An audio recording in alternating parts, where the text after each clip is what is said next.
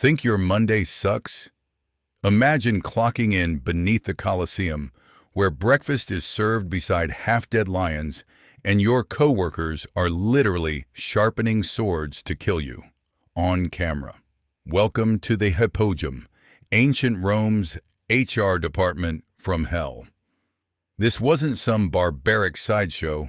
It was corporate death as a service, engineered with terrifying precision.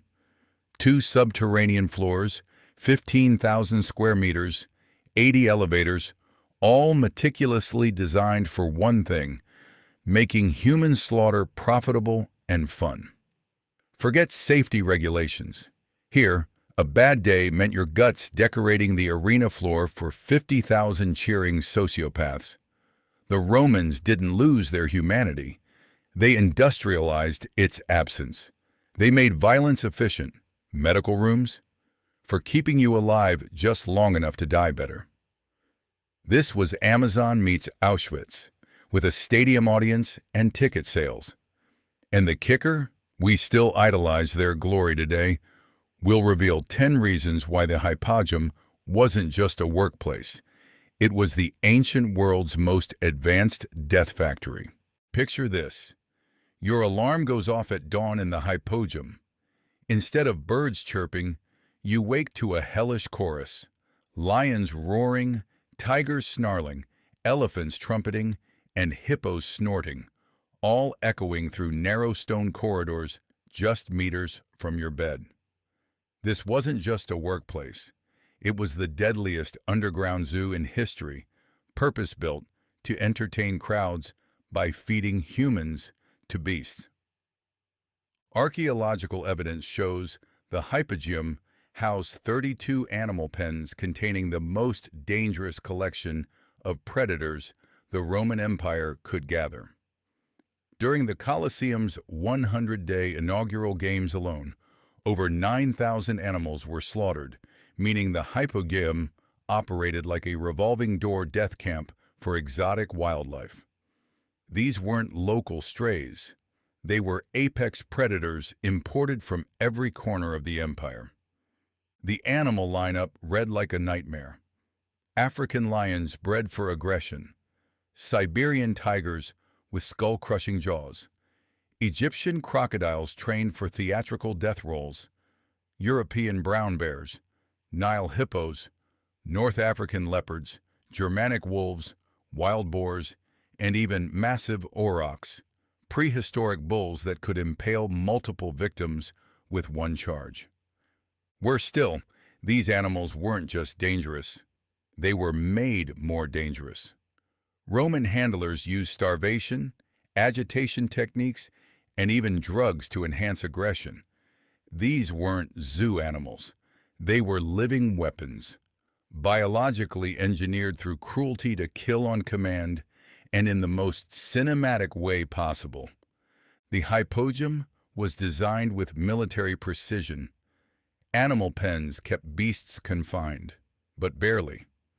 Everything was calculated to keep them agitated, unpredictable, and ready for the arena.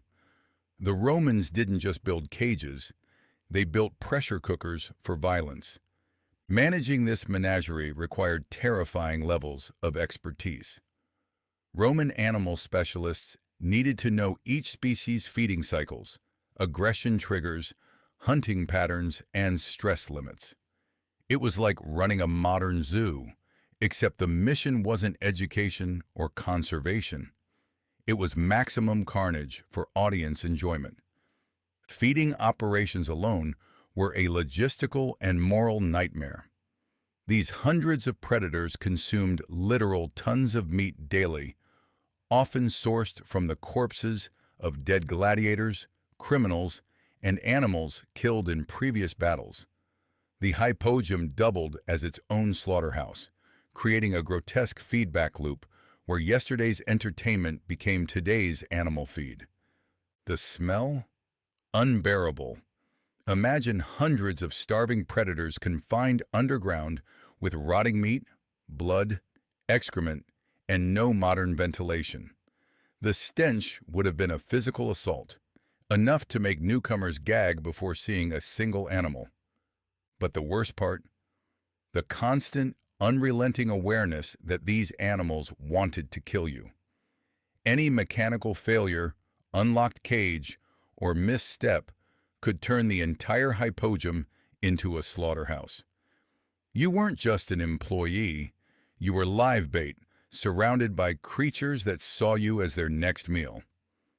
In short, working in the hypogeum wasn't just a job, it was a daily gamble, with death in the world's most advanced biological weapon facility dressed up as ancient Rome's greatest show. But surviving the underground zoo was just your warm-up exercise for the day. The real nightmare began when you discovered that your job training program was specifically designed to teach you how to kill your coworkers. Forget team-building workshops and professional development plans. Gladiator training in ancient Rome was more like attending murder university, where every class focused on turning you into a human weapon, and your final exam was literally life or death. The Ludus Magnus, the empire's largest gladiator school, sat just 200 meters from the Colosseum and was connected by an underground tunnel, making it Rome's most efficient death pipeline.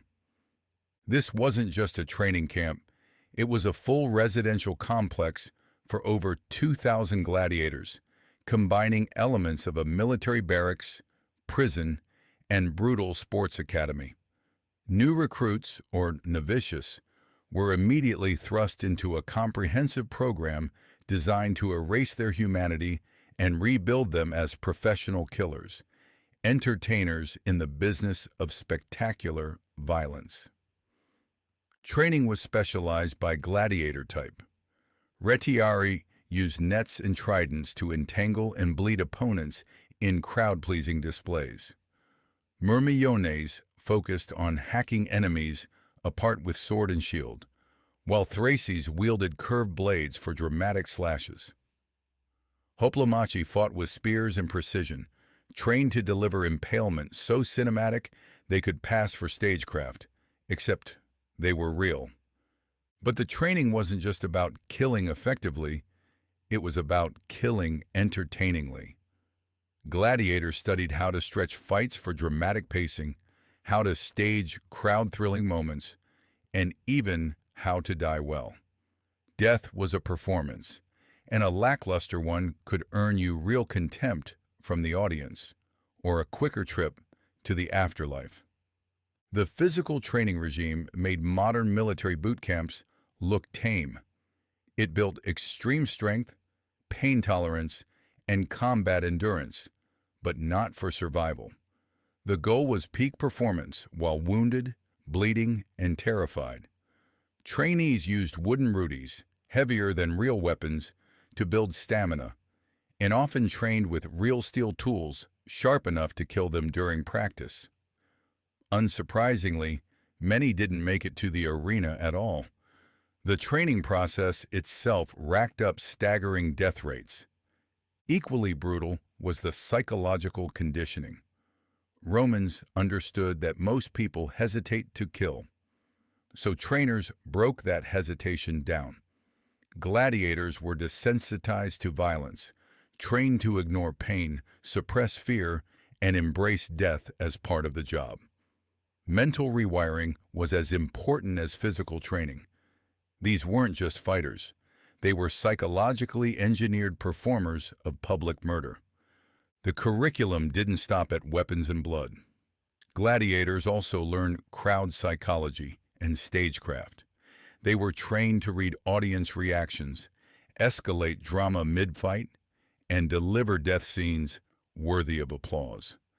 They were actors in flesh and blood horror theater, where the standing ovation came only after someone stopped breathing. Graduation was simple. Survive real combat and entertain while doing it. No diplomas, no final papers, just kill or die well. Gladiator school was an institution with built-in mortality rates, and dying during training was considered normal. This was education in Rome. Learn how to kill dramatically or become a footnote in someone else's show. In short, gladiator training wasn't just preparation for combat, it was professional development in lethal spectacle.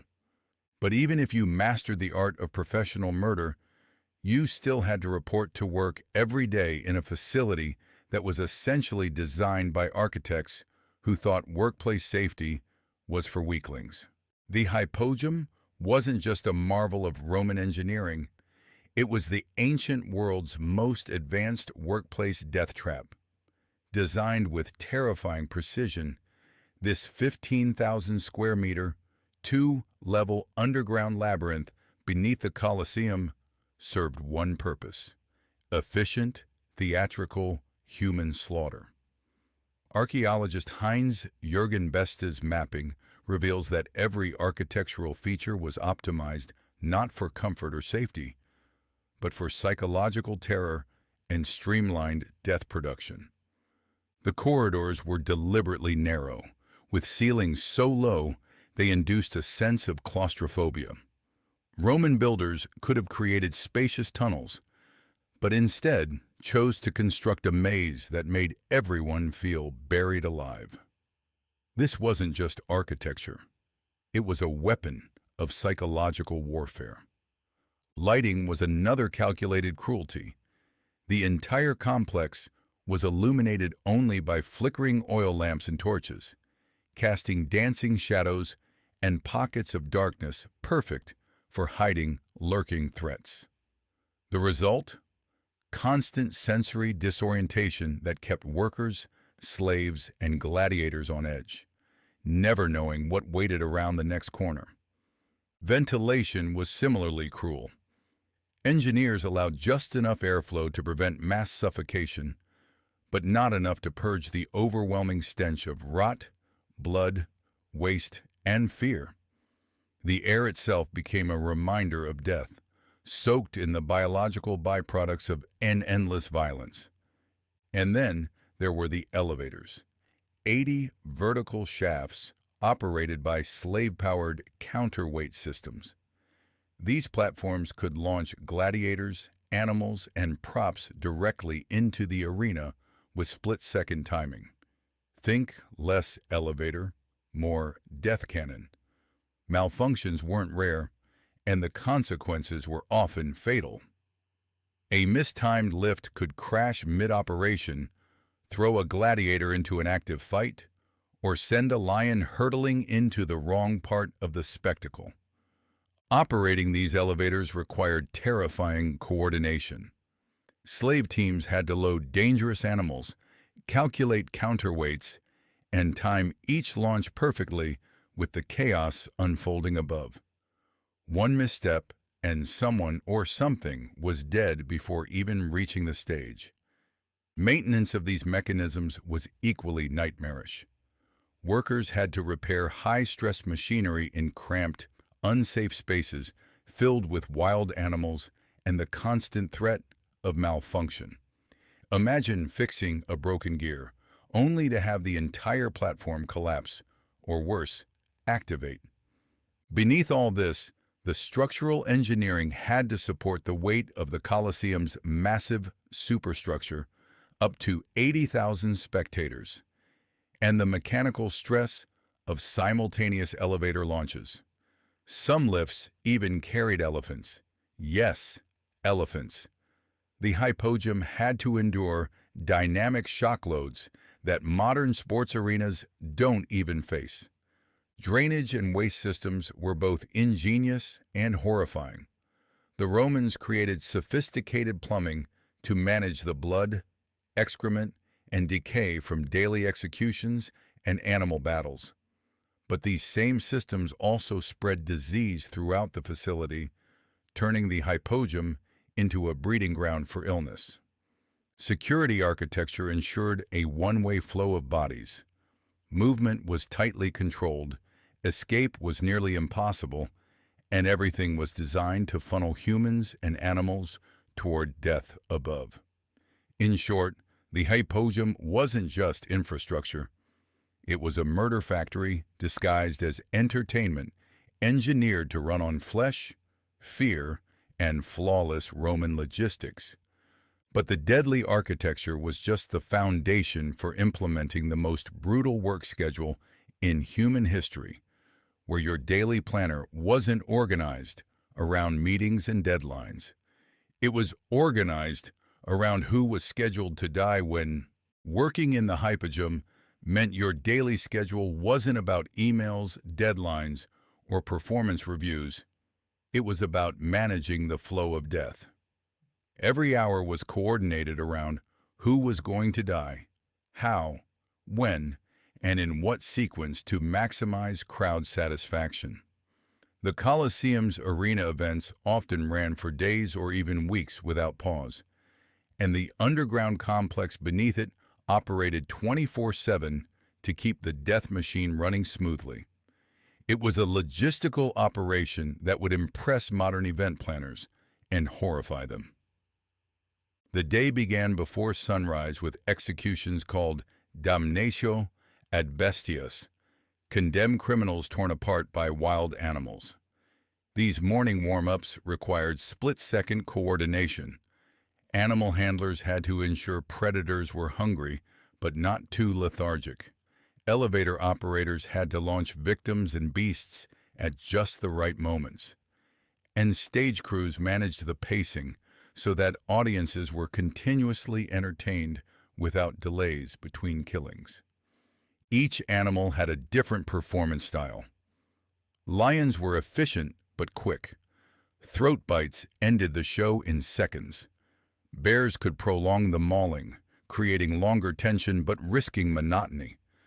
Tigers were dramatic but unpredictable. Hippos? Uncooperative, but if they engaged, they could crush a man with horrifying efficiency. Scheduling had to account for attack style, speed of kill, unpredictability, and crowd appeal. This wasn't just about death, it was about theatrics. If a victim arrived too early, or a beast was late, the whole illusion collapsed. Timing errors could result in missed kills, awkward silences, or worse, bored spectators. And bored Romans were dangerous. Scheduling failures reflected poorly not just on the crew, but on the entire imperial spectacle apparatus. After the morning executions came the main event, gladiator combats. These weren't simply matches, they were high-stakes, high-cost performances. Gladiators were valuable assets, often trained for years. Scheduling these bouts required balancing entertainment with asset management. Too many deaths, and the gladiator schools lost their investments. Too few, and crowds felt cheated. Fights couldn't be precisely timed. Would a retiarius trap his opponent early? Or would the match drag out in a thrilling chase? Would a wounded fighter earn mercy? Or would the crowd demand a kill? Each variable had to be accounted for by schedulers who worked with the unpredictability of bloodsport as their main variable. Behind the scenes, the logistics were brutal. Gladiators had to be armed, armored, mentally prepared, and moved to staging areas on a tight timeline. The hypogym had weapons workshops, armor fitting rooms, medical prep zones, and final waiting areas, all of which had to be coordinated like a backstage war zone. Miss a beat, and the entire spectacle risked collapse. Equipment scheduling added another layer of chaos. Different matchups required different weapons, arena layouts, and props. Transitions between events were timed down to the minute. Crews swapped out gear, refit spaces, and reset traps while audiences waited impatiently above. Even medical staff operated on a kill-based schedule. Valuable gladiators might receive immediate care to preserve them for future fights. Lesser fighters might get just enough patchwork treatment to survive long enough to die later. Medical triage was based on ROI, return on injury. Crowd psychology dictated the rhythm of the day. Animal killing stirred the crowd in the morning. Gladiator duels delivered peak excitement by midday. Novelties, chariot stunts, dwarves fighting ostriches, acrobatic executions closed the show. The timing had to maintain crowd energy for hours of uninterrupted violence. Then came cleanup. Blood, limbs, corpses, broken weapons all had to be cleared between events. Crews worked fast, removing human remains while the next victims stood waiting in the wings. The floor had to be spotless for the next death, even if the last one hadn't stopped twitching. In short, the hypogam wasn't just a slaughterhouse. It was a precision-timed death factory where every minute was choreographed, every corpse accounted for, and every failure meant real blood on someone's hands, possibly their own. But even the most perfectly organized death schedule couldn't make up for workplace safety policies that were written by people who apparently considered getting eaten alive by wild animals an acceptable occupational hazard. If modern workplace safety inspectors were sent back in time to the hypogam, they'd likely suffer instant cardiac arrest from witnessing the most catastrophic series of safety violations in history. The hypogam didn't just break modern safety codes, it obliterated them alongside basic logic, common sense, and the idea that human life should be preserved rather than staged for public annihilation. At its core, working in the hypogam meant daily exposure to apex predators, deadly weapons, suffocating air, psychological trauma, and zero rights. Imagine a job where your morning tasks included feeding hungry lions, preparing gladiators for battle, and possibly dying in the process, all in a dimly lit, underground labyrinth with minimal ventilation. The employee handbook might as well have read, "Avoid death if possible, but make it look good if you can't." Animal handling safety was a complete farce. Workers were expected to manage lions, tigers, hippos, and bears using nothing more than sticks, leather straps, and desperate optimism. There were no tranquilizers, no barriers, no emergency protocols, just sharp objects and wishful thinking. Modern zoos employ heavily trained teams, multiple containment layers, and backup plans. Roman protocol: poke the tiger and hope it's in a cooperative mood. Weapon policy in the hypogam was equally absurd. While modern workplaces enforce strict no-weapons rules, here, weapons were mandatory. Everyone from gladiators to handlers carried blades or spears. Training wasn't about preventing violence. It was about executing it efficiently, even against fellow employees. Disputes weren't mediated. They were settled in mortal combat. HR didn't file reports. They scheduled duels. The 80 elevator shafts connecting the hypogam to the arena above were marvels of Roman engineering and nightmares of safety design. Powered by manual counterweight systems, these elevators regularly malfunctioned, crushed operators, or misfired during performances, sometimes launching gladiators, animals, or stage props mid-fight into the chaos above. There were no safety brakes, no weight sensors, and certainly no inspections. If the elevator didn't accidentally throw someone to their death, the system was considered broken. Lighting and fire hazards only added to the danger. The hypogam was illuminated with oil lamps and torches, meaning everything was flammable. Combine this with overcrowded tunnels, wild animals, and open weaponry, and the result was an underground tinderbox with few exits. Fire safety? There were no fire exits, no extinguishers, and absolutely no sprinklers. The entire system operated on hope. Hope the lamps wouldn't ignite the structure, and if they did, that the fire would at least be entertaining. Structural safety was equally cavalier. The hypogam had to support the full weight of the Colosseum, up to 80,000 people, while managing elevator launches, stampeding elephants, fires, and collapsing tunnels. There were no inspections, no fail-safes, and no redundancy. Engineers simply trusted that Roman concrete, divine favor, and good fortune would keep the ceiling from falling in during a major spectacle. Personal protective equipment? Essentially non-existent. Gladiator armor prioritized style over safety. Flashy helmets, shiny chest plates, and decorative shields that offered minimal protection.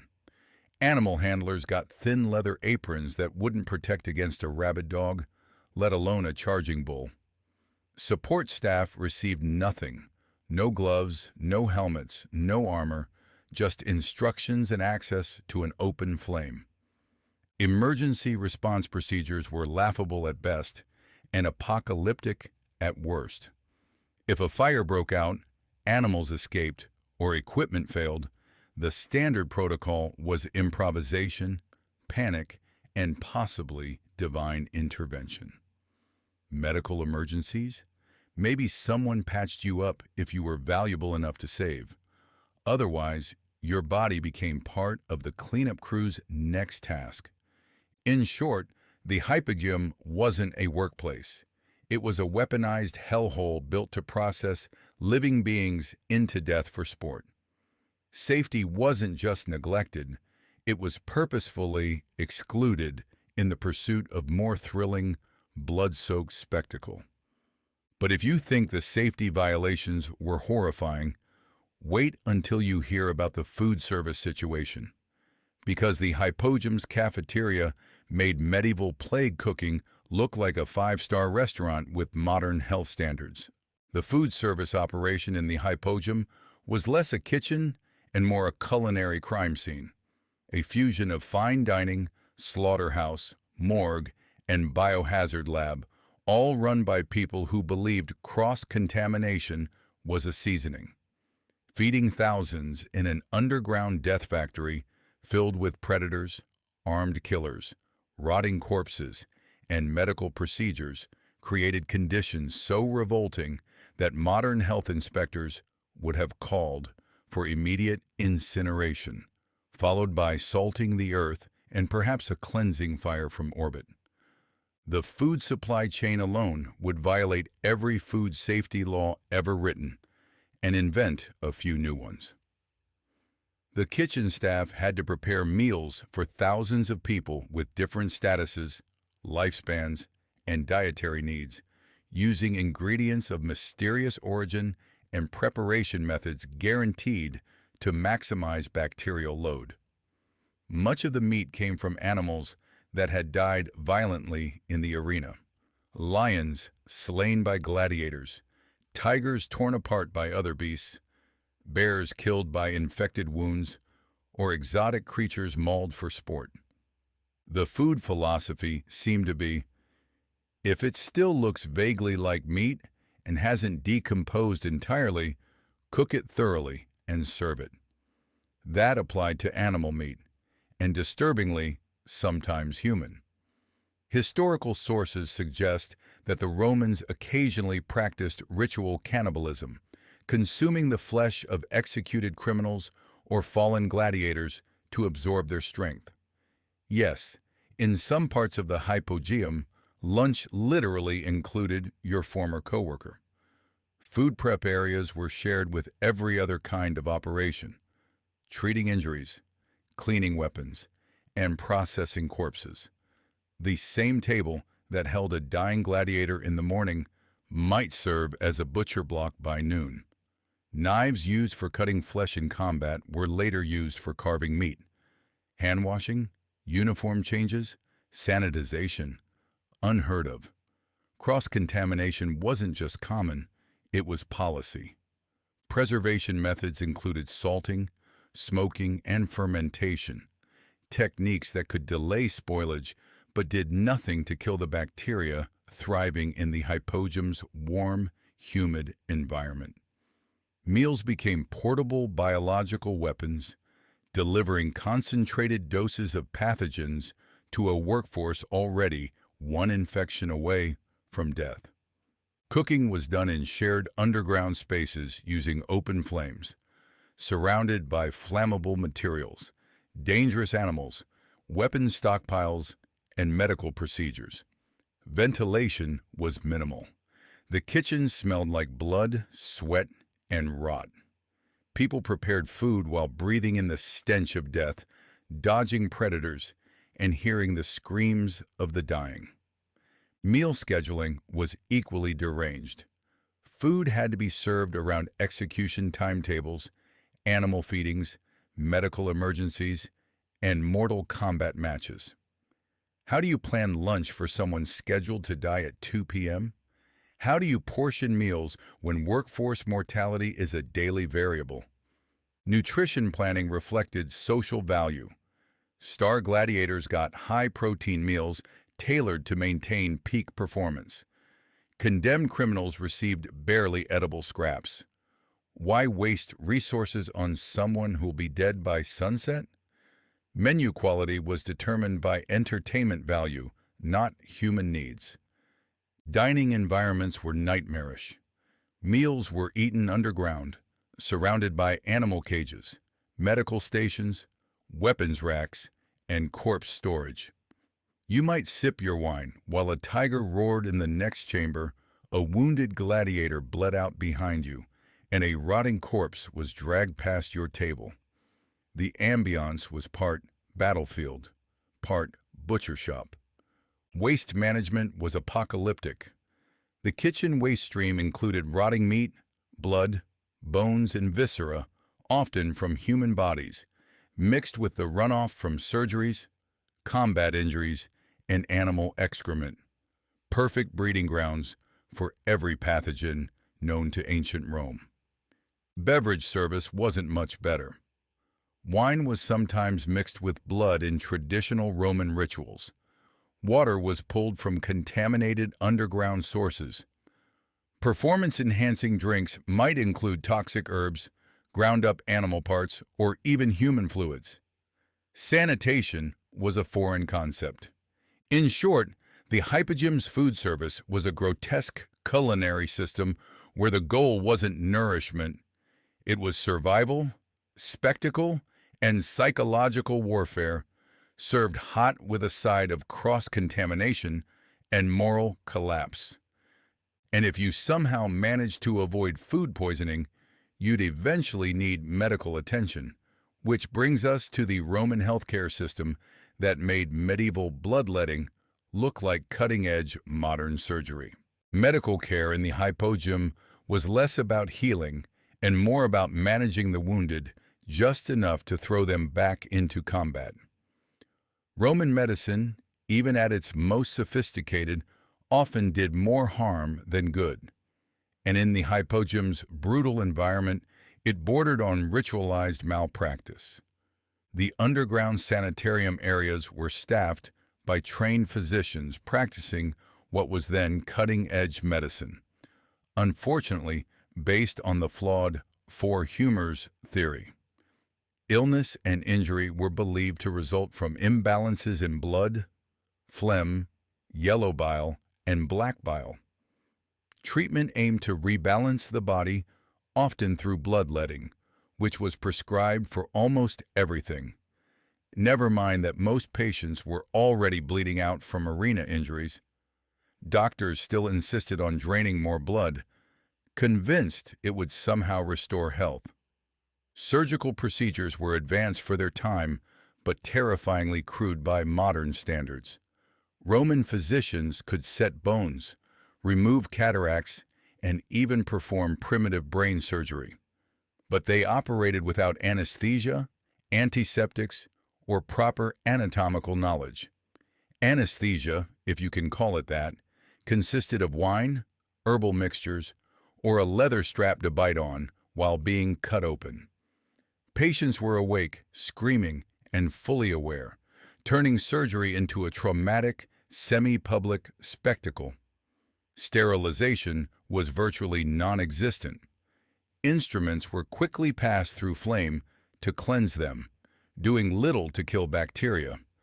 The same tools were used on multiple patients without proper cleaning, spreading infections like wildfire. The result? A high chance of dying not from the original wound, but from the treatment itself.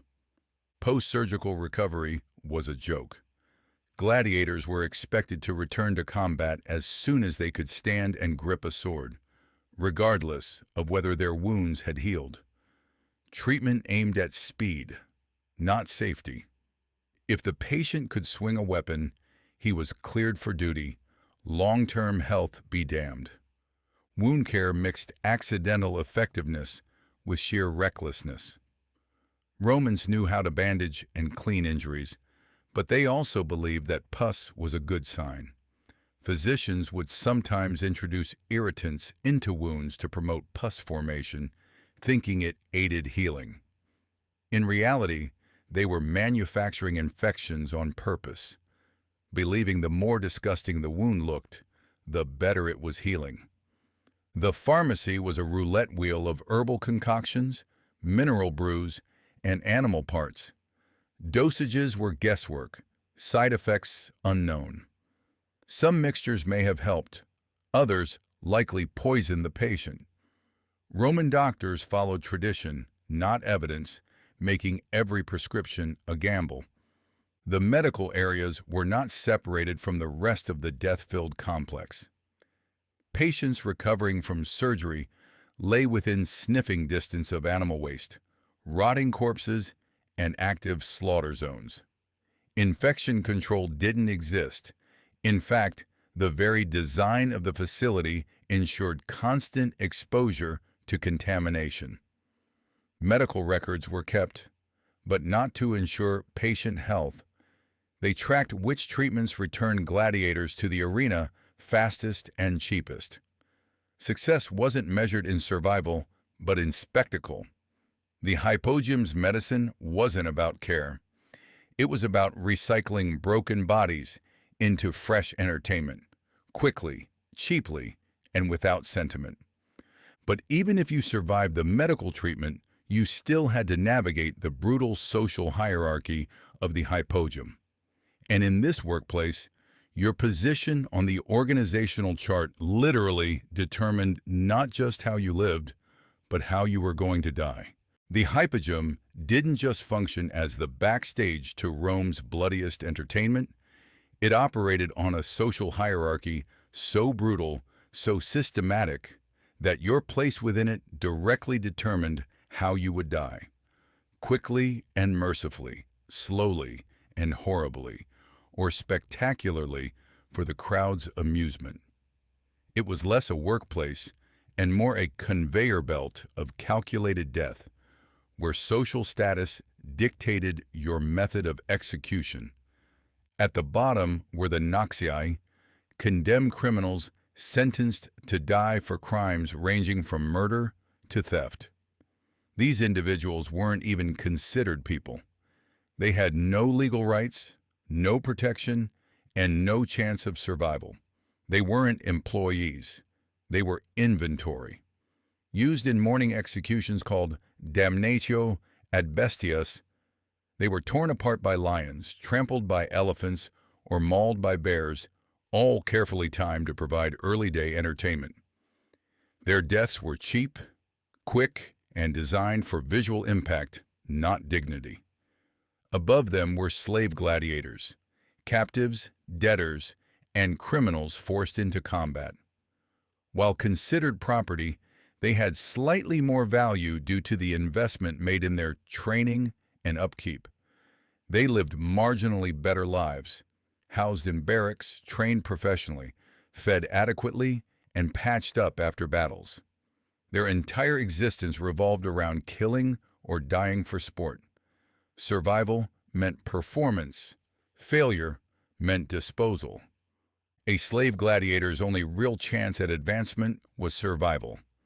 Win enough fights, entertain the crowd, and maybe they'd earn their freedom. But the odds were dismal.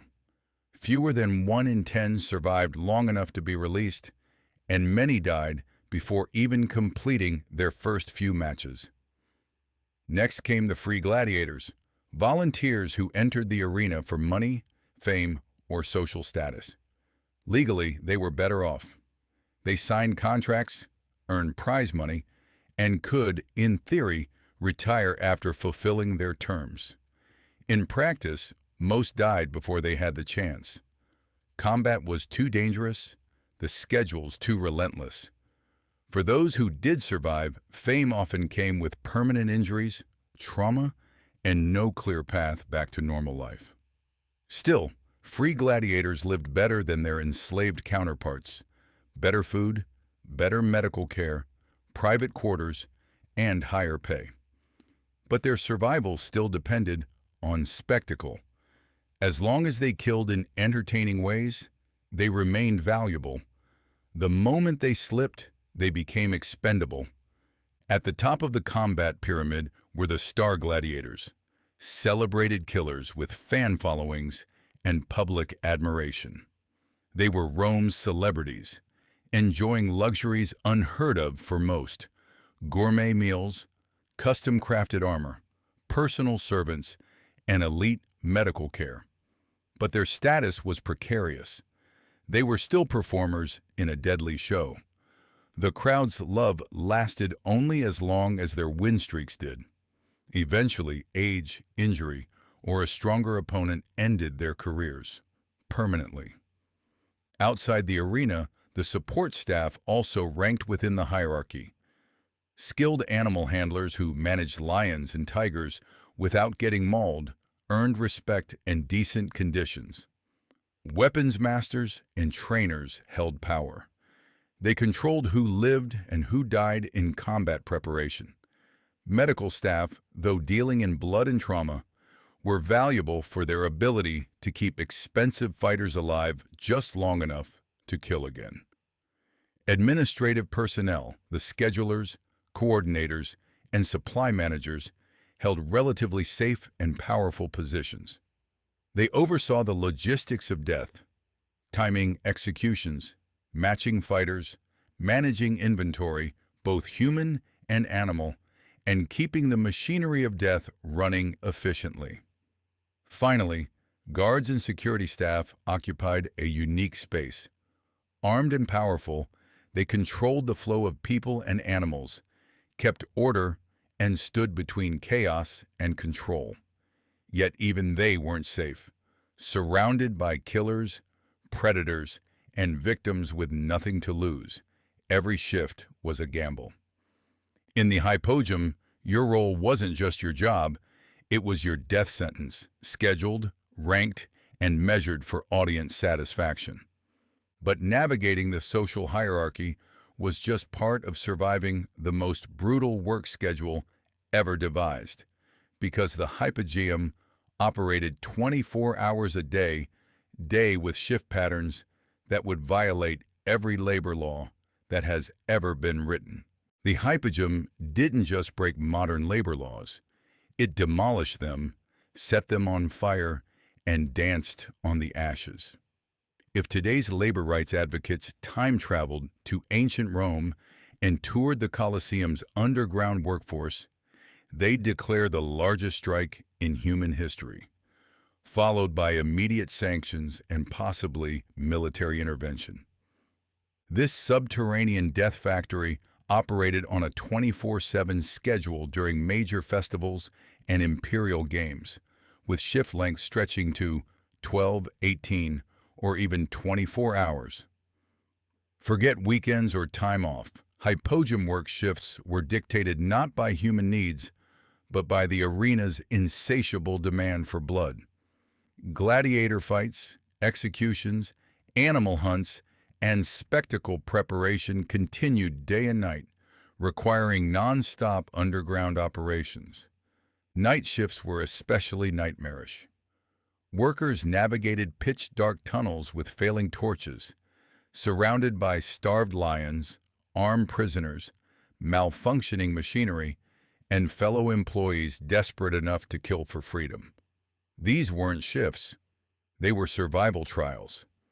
Animal handlers worked around the clock to feed, care for, and manage hundreds of predators. Feeding rotations were timed to keep beasts healthy and just hungry enough to kill well. That meant night shift workers often had to enter cages carrying chunks of meat, sometimes from earlier human casualties, hoping the animals were more interested in dinner than in them. And if an injured or sick predator needed treatment, handlers had to work up close in near darkness, using crude tools and no backup, often while bleeding themselves. Gladiator supervision was equally dangerous.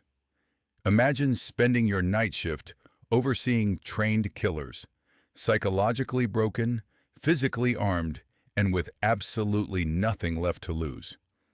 Keeping order among them wasn't just a job, it was a constant threat assessment exercise with life or death stakes. Medical staff had no set hours because trauma could happen at any moment. Training injuries, maulings, stabbings, or elevator-related crushings. Night shift medics worked on patients using barely effective tools and treatments, often tending to multiple wounded fighters while surrounded by blood, screaming, and the ever-present stench of decay. Elevator maintenance was an ongoing nightmare. The hypogeum's 80 vertical lifts, powered by counterweight systems, had to be constantly monitored, repaired, and calibrated. Night shift mechanics worked in confined shafts with lethal machinery, tasked with ensuring these primitive elevators could safely, or at least dramatically, launch people and animals into combat zones above. A single misstep could cause the system to collapse, or worse, activate unexpectedly. Weapons specialists had no downtime either. Night crews had to sharpen swords, prepare custom gear for scheduled matchups, and restock inventories of tools specifically designed for theatrical human slaughter. Any delay in preparation could jeopardize the next day's spectacle and cost someone their life. Food service operated around the clock, too. Cooks had to feed thousands of people working, training, or dying in shifts. The kitchens operated in filthy conditions using questionable ingredients, often including meat from recent arena casualties, while sharing space with dangerous animals and stressed-out gladiators. Night shift meals weren't designed for taste or nutrition. They were designed to keep bodies moving, at least until they stopped permanently. Overtime wasn't a policy. It was an expectation. During festivals, workers were pushed beyond exhaustion, required to perform non-stop under lethal conditions. There were no complaints, because complaints got you killed or replaced. Breaks were rare and dictated by danger, not time. Animal handlers couldn't pause mid-feeding. Security staff couldn't step away while surrounded by armed men with death sentences. Elevator operators couldn't leave mid-launch. Sick leave was virtually non-existent. A sick gladiator still had to fight. An ill handler still had to manage predators. A sick guard risked being overpowered. Replacements were hard to find and harder to train before being eaten. In the hypogeum, work-life balance didn't exist. There was only the job and the constant, looming threat of becoming part of the next show. But even if you could somehow survive the brutal work schedule, you still had to think about your long-term career prospects. And in the hypogeum, retirement planning meant deciding exactly how you wanted to die for public entertainment.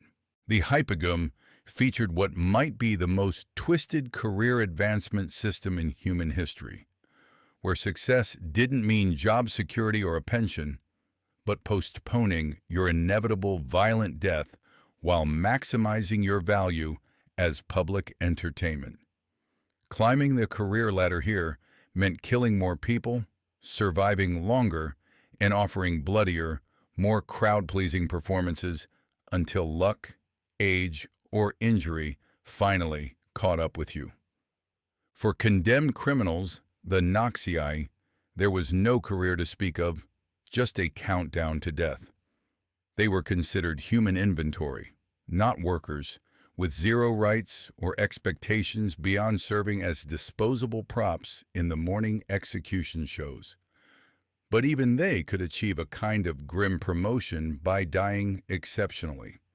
If a Noxii faced wild beasts bravely or died in a spectacularly memorable way, they could earn posthumous fame. Their deaths might be recounted with admiration, elevating their reputation in death beyond anything they had in life. This warped system meant that for Noxii, the only form of advancement was choosing how to die: fast, slow, painfully, or with theatrical flair. Those who died well could become legendary, talked about by spectators for years. It was professional development by dismemberment, where your best performance came right before your final breath. Slave gladiators, often prisoners of war, criminals, or debtors, had a slightly more complex path. Though treated as property, they were expensive investments. Gladiator schools trained them for combat, not out of compassion, but to maximize their value as entertainment assets. Their career advancement was tied to how long they could stay alive while killing others impressively. Advancement meant progressing through gladiator classes, from basic fighters to specialists like retieri or murmillones, and eventually, for a lucky few, to freedom. Yet the odds were dismal. Fewer than 10% ever survived long enough to buy their release. Most measured career success not by whether they'd escape the arena, but by whether they'd live long enough to get better food, custom weapons, or a less crowded cell.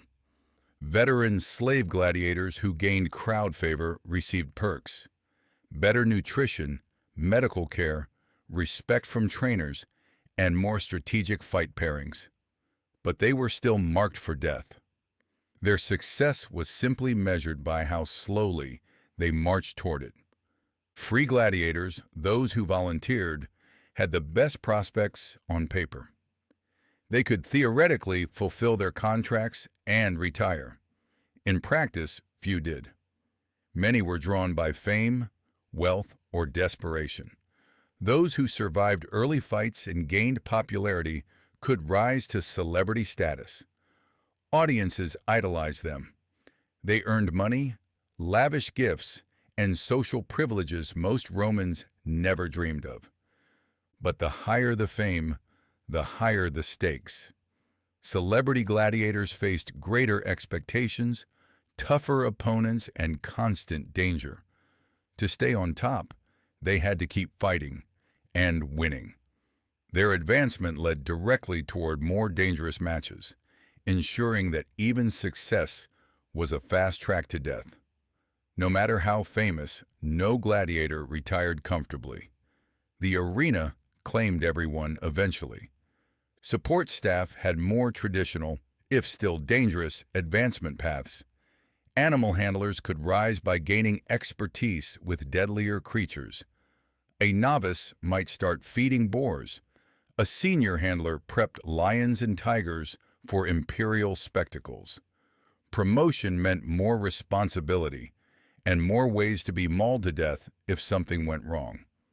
Medical staff progressed from basic wound treatment to complex surgeries, often under horrific conditions. Advancement required mastering brutal trauma care without anesthesia or antiseptics. Top physicians managed entire teams and made life-or-death decisions based on entertainment value as much as medical urgency. Administrative personnel had perhaps the safest advancement tracks, at least physically. Clerks, schedulers, and logistics coordinators could rise to manage the entire hypogeum operation. Their job was to ensure the smooth running of the death factory, scheduling matches, assigning staff, managing inventory, human and animal, and ensuring the arena never ran out of blood. Promotion meant becoming more skilled at orchestrating death, not preventing it. Training and development in the hypogeum focused on violence optimization. Gladiators learned new killing techniques. Animal handlers studied behavioral triggers. Medical staff improved surgical techniques. Managers learned better ways to organize mass killing. There were no soft skills here, only survival skills. Performance evaluations were based entirely on lethal efficiency. Gladiators were rated by their ability to kill and survive dramatically. Support staff were judged on how well they contributed to smooth, entertaining bloodshed. Administrators were measured by audience satisfaction, operational efficiency, and profit margins from death spectacles. In the hypogeum, a successful career didn't mean safety or stability. It meant lasting slightly longer than your peers in an environment built to destroy you, and maybe, just maybe, becoming famous enough to be remembered after your inevitable, violent end. So there you have it. 10 archaeologically verified, historically documented, and truly mind-blowing reasons why you wouldn't survive a single day in the Colosseum's hypogeum. This underground labyrinth wasn't just a support facility, it was the most sophisticated workplace death trap ever created. Getting mauled by a lion was a standard occupational hazard. Your career ladder was soaked in blood, and your promotion depended on how entertainingly you could kill others before your own violent death inevitably arrived. What makes this even more shocking? It all really happened. Not briefly, not by accident, but for over 400 years. The hypogeum wasn't a fleeting experiment in cruelty. It was a carefully designed, highly efficient institution that Romans proudly regarded as a cultural achievement. Thousands of people lived, worked, and died in its tunnels, fueling a death-based entertainment industry that ran longer than most modern nations have existed. According to archaeological studies by experts like Heinz-Jürgen Beste, the hypogeum was built with the same technical expertise that gave Rome its aqueducts, roads, and temples. Roman engineers, architects, and administrators applied their brilliance to industrialize death. This wasn't chaos. It was logistics. The goal, maximum spectacle, minimum disruption. It was a mass murder machine polished to bureaucratic perfection. The hypogeum stands out in history because no other civilization so completely merged advanced technology, refined organization, and cultural pride into the single goal of making death entertaining. Other cultures had executions and violence.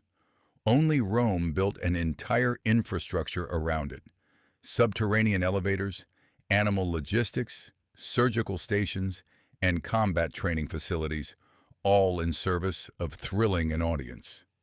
And yet, within this horror, humans adapted. Gladiators found pride, even purpose. Animal handlers mastered their craft. Medical staff performed surgeries under impossible conditions. Administrators took pride in running a death factory with precision. These weren't monsters. They were people surviving in the roles society gave them. That's one of the most chilling insights the hypogeum offers, that ordinary people can adapt to systems that we now recognize as barbaric. Social hierarchies, professional development, and even a twisted form of workplace culture emerged underground. Humans made meaning, found status, and pursued success in a world built to destroy them. The hypogeum also reminds us how easily societies can normalize horror. Rome didn't build this death machine overnight. It evolved slowly, logically, efficiently, until killing became not just acceptable, but celebrated. What began as public justice transformed into spectacle and eventually into profitable enterprise. By the end, it was tradition. We like to believe we're more civilized today, But the hypogeum forces uncomfortable questions. What forms of cruelty do we tolerate when they're wrapped in culture, profit, or entertainment? What systems have we built that will horrify future generations? Ultimately, the hypogeum collapsed along with the empire that created it. Its ruins remain as a stark reminder. Technological progress and cultural achievement do not guarantee moral advancement. And if we're not careful, history doesn't just repeat, it performs an encore for a sold-out crowd.